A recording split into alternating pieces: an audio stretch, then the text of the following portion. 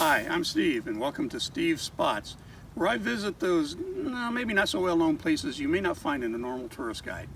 Now, I am a big reader of Lewis and Clark's expedition back in 1805 and 1806 from St. Louis to the Pacific Ocean, and I have actually traveled the exact route from St. Louis along the Missouri River, across the mountains, down to the Columbia River, to the ocean. Now, along the route, there are a lot of interpretive centers that you can stop at and visit to see how Lewis and Clark traveled along the Missouri River. However, I think that this one here at the Great Falls in Montana is the best one I have seen along the whole route. In May of 1804, Meriwether Lewis and William Clark, along with 30 men, left St. Louis to travel up the Missouri River. Now, this group, called the Corps of Discovery, was sent by President Thomas Jefferson and had two main goals.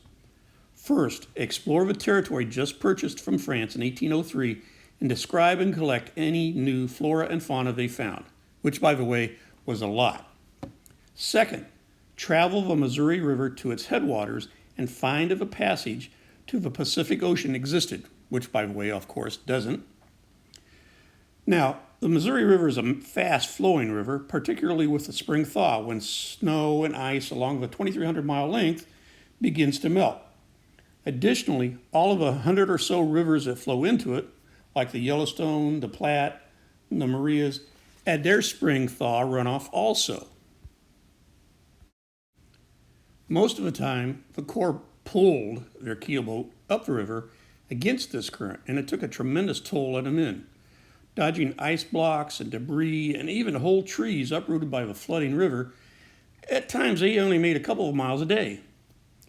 They spent the winter of 1804-1805 with the Mandan Indians in what is now North Dakota and started on their arduous journey again in May of 1805 in just canoes.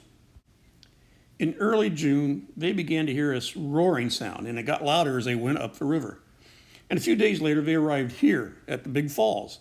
Now keep in mind that phrase, a few days later. They could literally hear these falls days before we got to them. Now, Lewis conducted a survey and found 5 large falls over a 10-mile stretch of the Missouri River.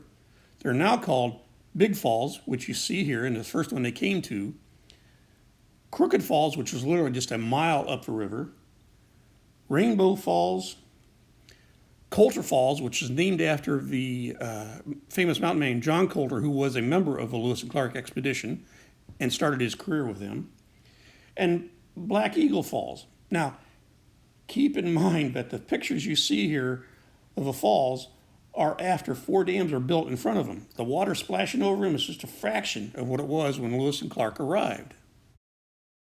Lewis and Clark decided they had to carry all of their equipment, including the dugout canoes, around these 5 falls, a portage of over 18 miles. Now, each of these canoes weighed about a ton and held about 2 to 3 tons of equipment.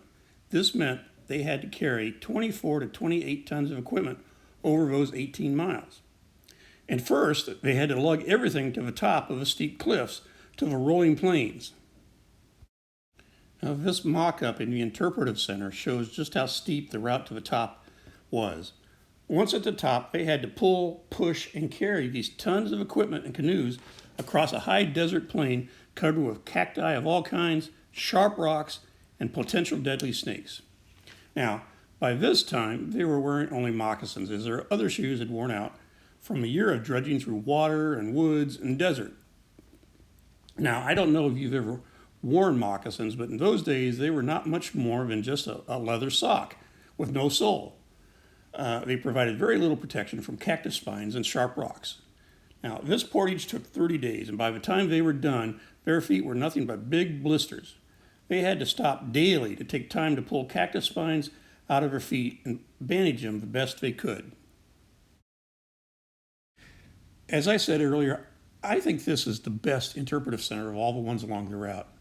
It's got 2 floors of mock-ups like this one here, recreating the Corps hauling the canoes up the steep slope to get to the plains, displays of the type of supplies that they took with them and the equipment that they used, items that they brought to trade with the Indians and to give as gifts, and clothing that they made and wore.